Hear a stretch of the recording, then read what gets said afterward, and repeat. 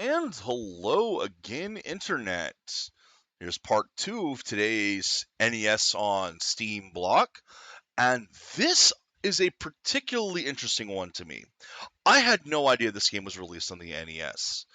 I have the first version of this game, or actually, I still have some of the discs somewhere, but I had the original Stealth Fighter game, F-117 Stealth Fighter, back on the Tandy 1000. It was a game that I sunk many hours in and never figured out how to properly land a plane. I was a child. I had a lot of fun with it. Did mostly dogfighting. Never did most of the stuff. The game is available again. However, they didn't remove all the DRM from what I can gather. Because when you used a copy of the disc, you could not save your pilot. You had a list of pilots you could use. You would delete one. You would create another one for yourself. If you were playing on the original disc, you complete a mission, you turn it off, you come back, that pilot would still be there. If you weren't on the original disc, and this does apply to the versions on GOG and on Steam that I've seen, if you weren't on the original disc, because you're not on that, you're on a copy playing it in DOSBox, it won't save the pilot. When you restart the game, it goes back to the original pilot list. Now, they removed one part of the copy protection, and that was the identifying the aircraft, which you had to either use the manual or know the aircraft, which was a lot of fun. I loved that one, but yeah, if you knew the aircraft, it would get you through it. They released a sequel to that game called F-117A Stealth Fighter 2.0. And there's a version of that. It's not the same game by any stretch on NES. And this is it.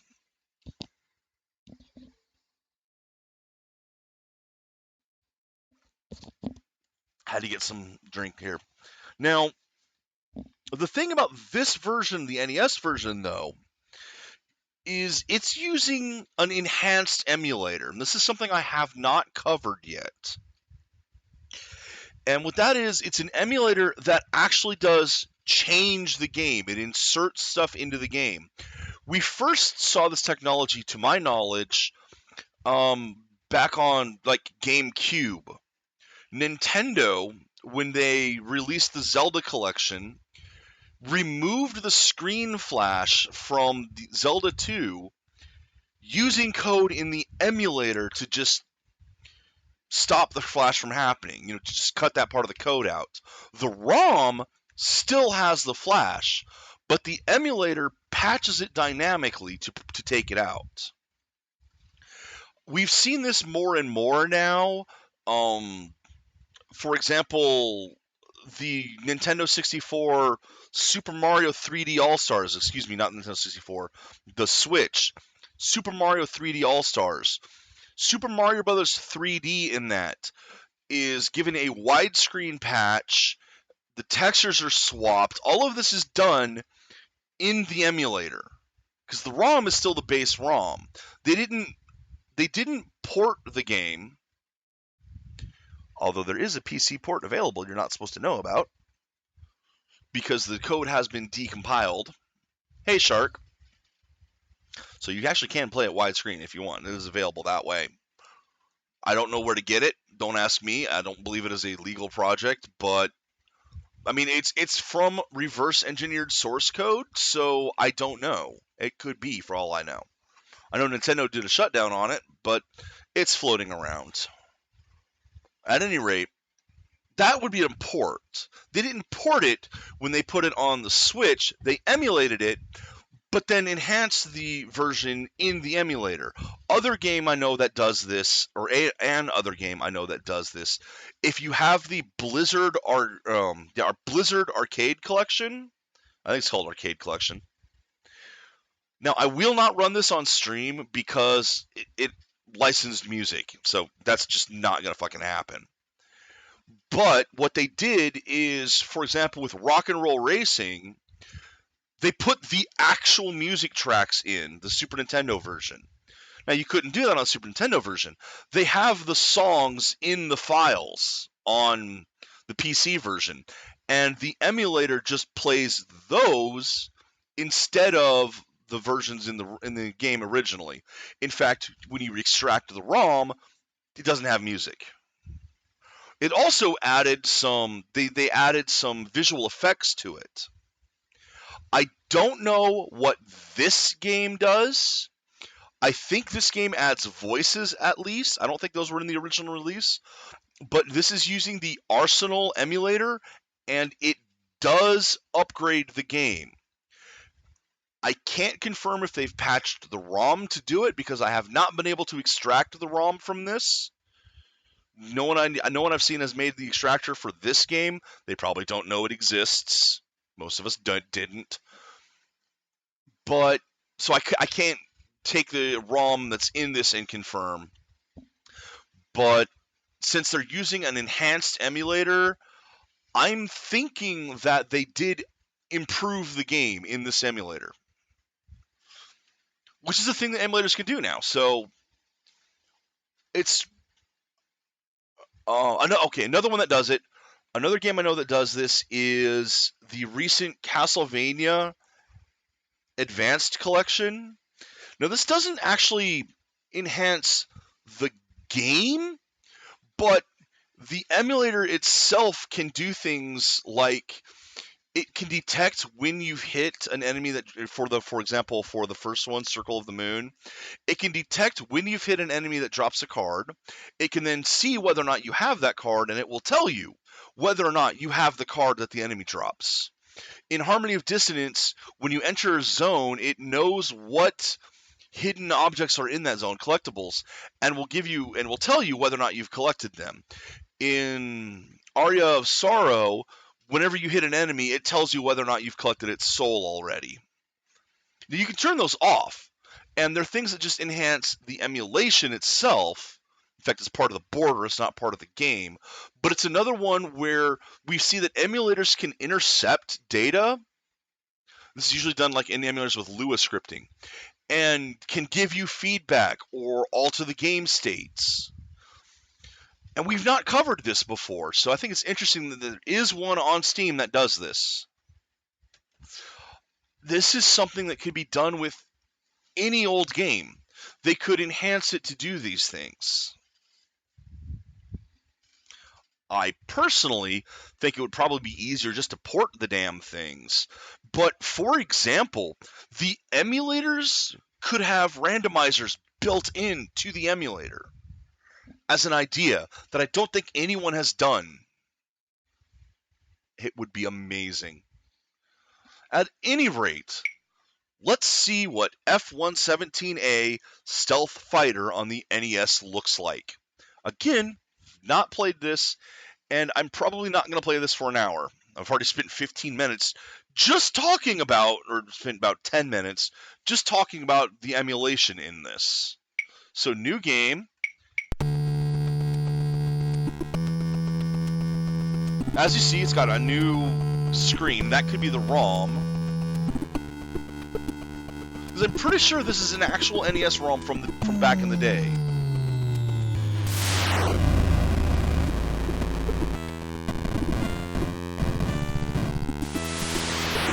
Bit of Desert Storm-like action. Oh, yeah, I hear that song. F-117A Stealth Fighter. There, you see, voice. Okay, so one player, enemy green, theater, Libya, and standard weapon. Well, and it's got rewind on this one, so let's just go ahead and see what a basic mission is like. Briefing. And I remember they had the briefings in the... Let's press select to view the briefing, plus B from menu, press start to begin. Mission, respond to terrorist attacks. Our base is in Sicily. We have to hit the HQ bunker at Ras Lanuf. Then we have to hit the arms factory. Then we have to hit the airbase. I don't know why it wants us to go in that order, but... And then we gotta return to base. Okay. Stealth Fighter, cleared for takeoff. God, it's weird having only 2 buttons for this, because believe me, on the PC, this would take the entire damn...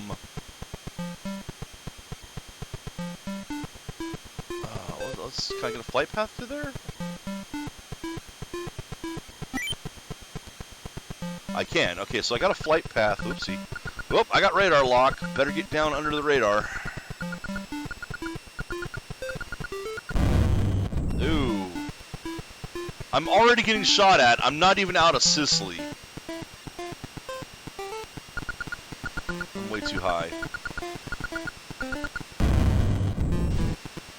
Oh, this is not going to go well. This is way too complex. Press select and B to view the radar screen. Oh, there's an enemy behind me. There's literally an enemy right behind me. Okay.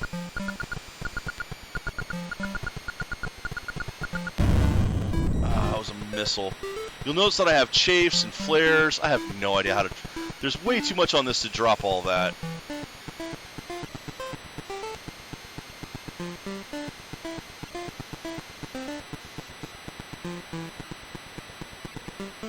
Oh, no, there's 2 of them.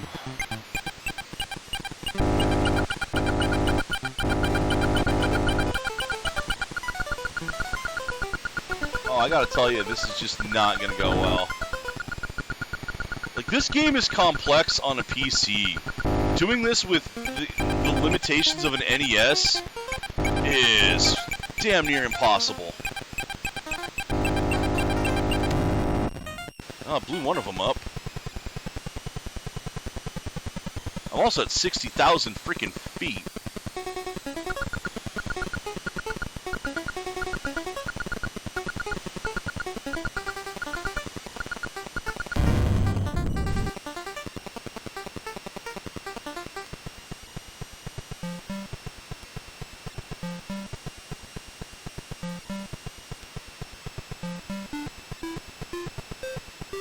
He's right behind me again.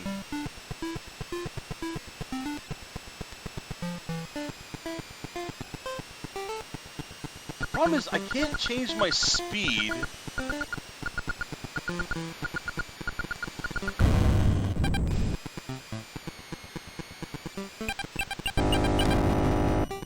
Got him. Okay. See, the problem with this is I can't change my speed. I can't change my throttle. So I couldn't slow down. Woo! Oh, I know. Believe me. This is... Like, you have to realize these things were full-on flight sims on the PC. Very impressive for their era. These were some of the better flight sims. They were amazing. Dropping it to this for the NES is un-fucking believable.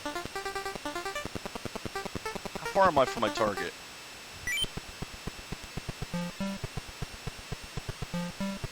I don't even know how to drop bombs or anything on this. Alright, well I'm lower now, so I should be okay. It's one of the things you're supposed to like fly under and around radars. The PC games are available on Steam if you want to check them out and see what 80s detailed flight sims. These were some of the most impressive with the detail they went into the tactics and all that. But like I say,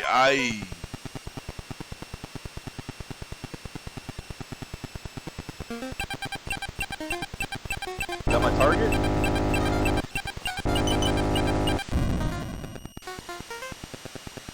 I don't think that was my target. That was a target. I just took out a missile site, anti-aircraft.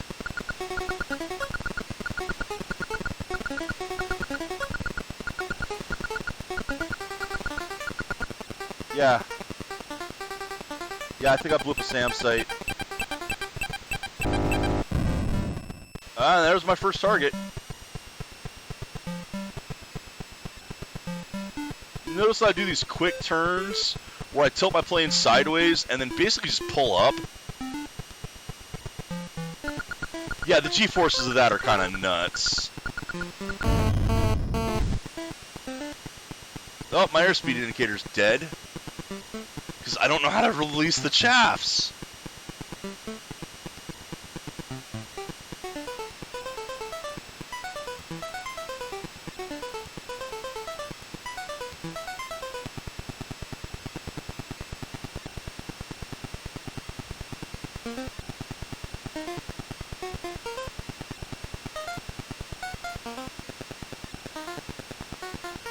Oh, man.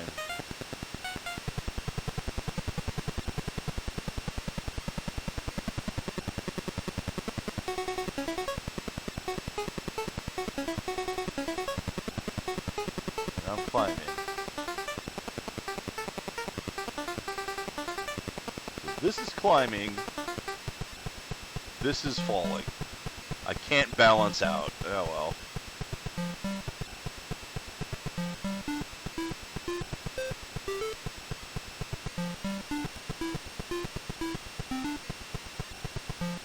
Probably down under 10K.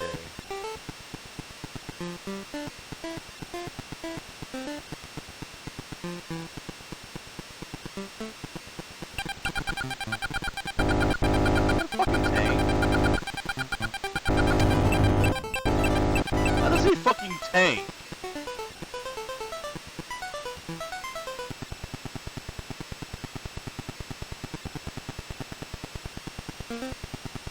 No, I missed it. It survived.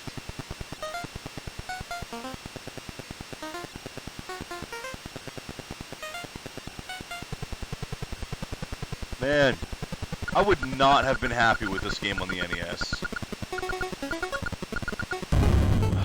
Still can't throw my chaps at flares. That was my target. So back around to that bridge. Whatever the hell my other target was. No, in the PC game too, sometimes you want to photograph things. You're not just blowing it up.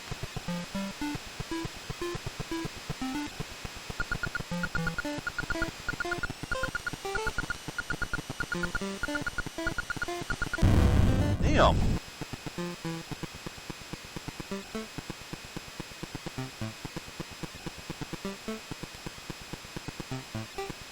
At least you can take a lot of hits in this. The PC game, forget it. You're taking hits, it's doing damage, lots of it. Especially missile hits like that.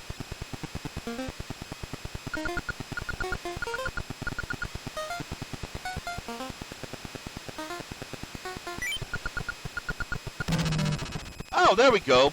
Start and A dropped chaffs. So you notice the missile's back there trying to hit the chaffs and flares. So if it's I infrared, you drop a flare.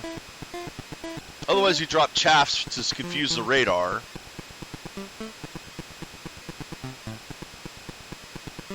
I've been wanting to do the PC version.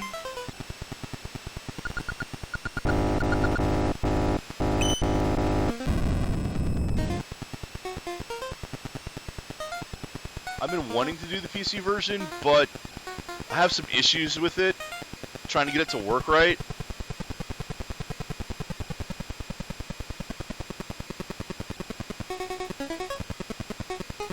Mostly because, like I said, it's a very complicated game, to the point where it had a keyboard overlay when you were playing it, so that you knew what all the various buttons did, because there were a lot of them.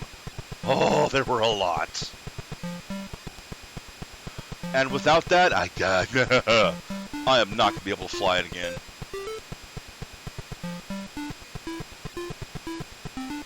That, and I don't think the modern keyboards are... Yeah, Missile would definitely takes them out fast. Whereas here, I've been hit with dozens.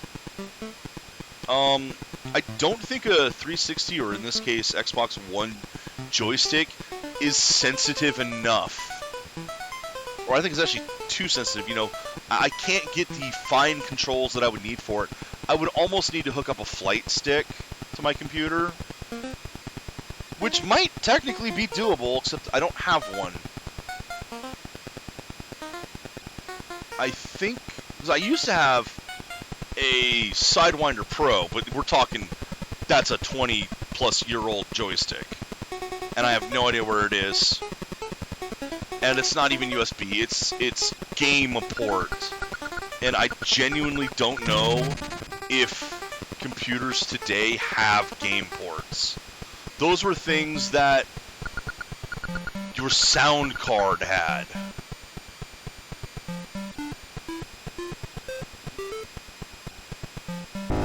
Whoa, was that my target? Shit, I think that's actually, yeah, that's my target. I just flew over my target.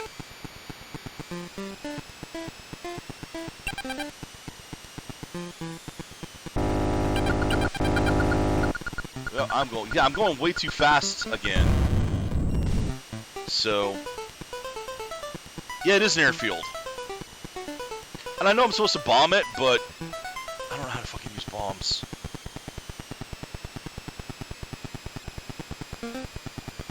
Again, I'm way too close. I'm not going to be able to actually hit it. Oh, whoa, whoa, whoa, whoa! I'm on the ground. I'm getting shelled.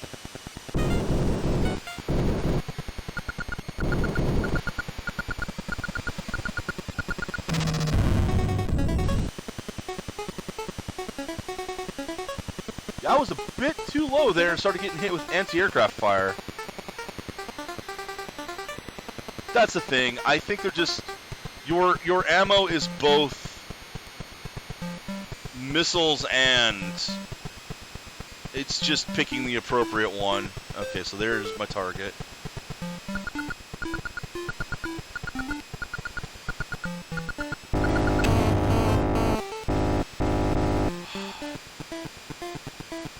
God damn it. I'm not going to be able to hit this thing.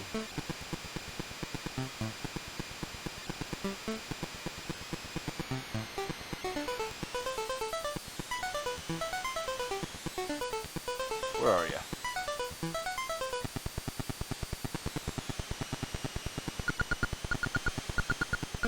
Going too fast for it.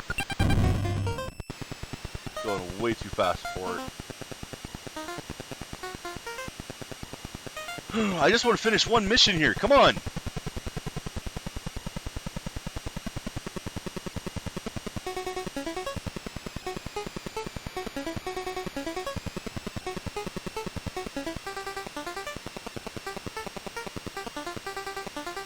The problem is the arrow's wiggling back and forth.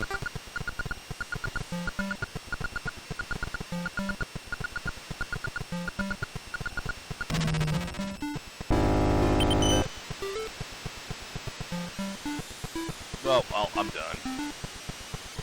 I'm out. I'm out of fuel.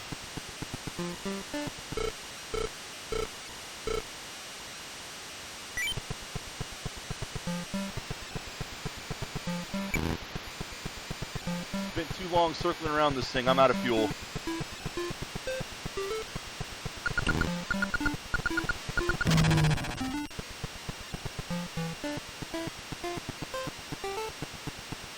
Hope I can get back to base in time.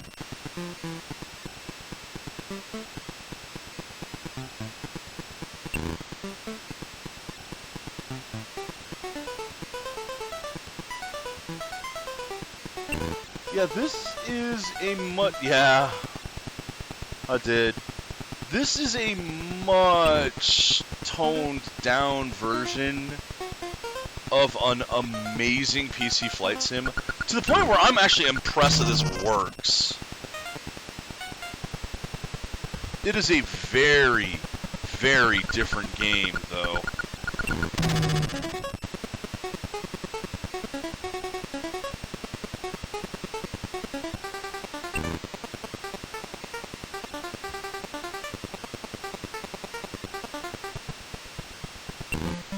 Yeah, I think that altimeter there is a bit off. Because you weren't reaching those heights in the other game. You were not going to hit 60,000. That's Blackbird territory.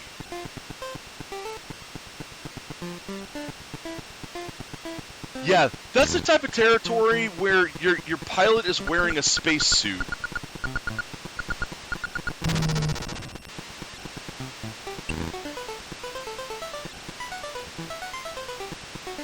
It might be higher than that actually, but it's like I know I wasn't hitting 60,000. I don't think I was hitting 60,000 in F-19.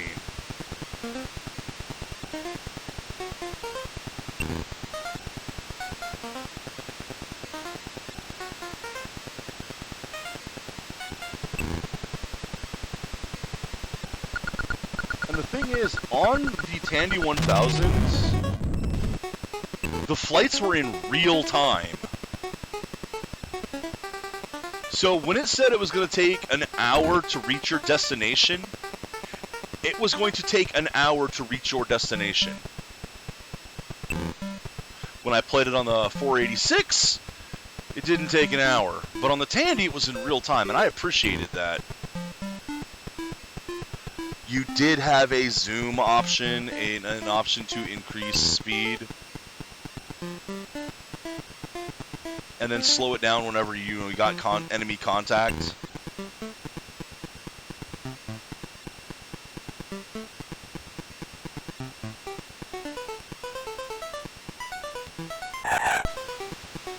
Okay, I just slammed the plane into the runway there. Home.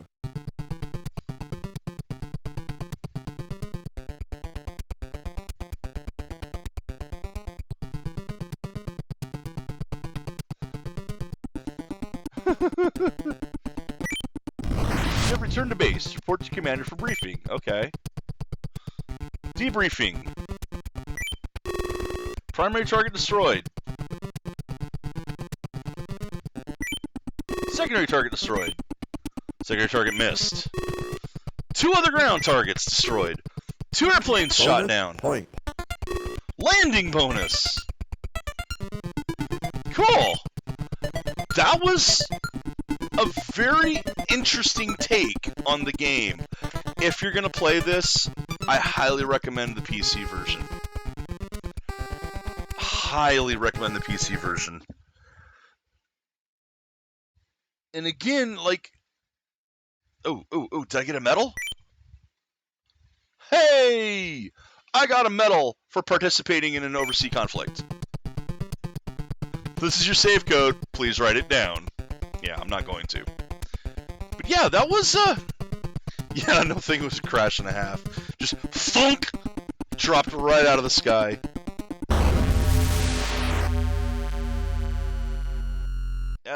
Yes, I hit start.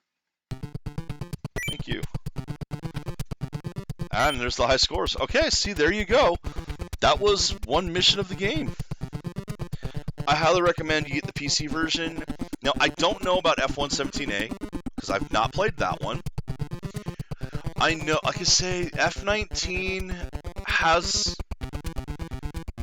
I remember that when I played it on a 486, it actually, and with higher colors than the Tandy, it actually had higher level of graphics as well. The cockpit didn't look quite so blocky. There were curves on the graphics with better color. And as far as I can tell, the version on Steam doesn't have the higher resolution stuff. I don't know. This could be my imagination. It could be that I don't remember it correctly, because I barely played it on the 46. I played it a ton on the Tandy. And it looks like the Tandy version. So it could be my memory playing tricks on me. But there's a few problems with the DOS release, or the Steam release. I'm pretty sure GOG has that as well. But it's still a fun game to play if you're into flight simulators. These were considered some of the best at the time. Like, Microprose that made them were the king of simulators. So, and to see this one, oh nice. To see this one done on the NES, even though it's really back, even though it's really really limited compared to what the other one was. This is practically a demake of it. It's... Oh, the music. Oh, the music. Da da da da da da da da da da. Yeah, it's doing a much slower version of it here, but that's the music from F-19. Boom, boom. See? Dun da da da da da da da da da. Yeah, it could use some more options to control the speed. I'm amazed how well this did. And I mean, like I said, it's practically a demake, but I'm impressed with it. I'm not going to play it again. I bought it just to take a look at it and show it off. I will probably never touch this again. The fact that it exists is interesting to me. Now, I've got a couple more things to do today. So I'm going to shut the stream off one more time and come back with the last two games for today. There's a reason I'm doing these as well. So I will see you in just a bit.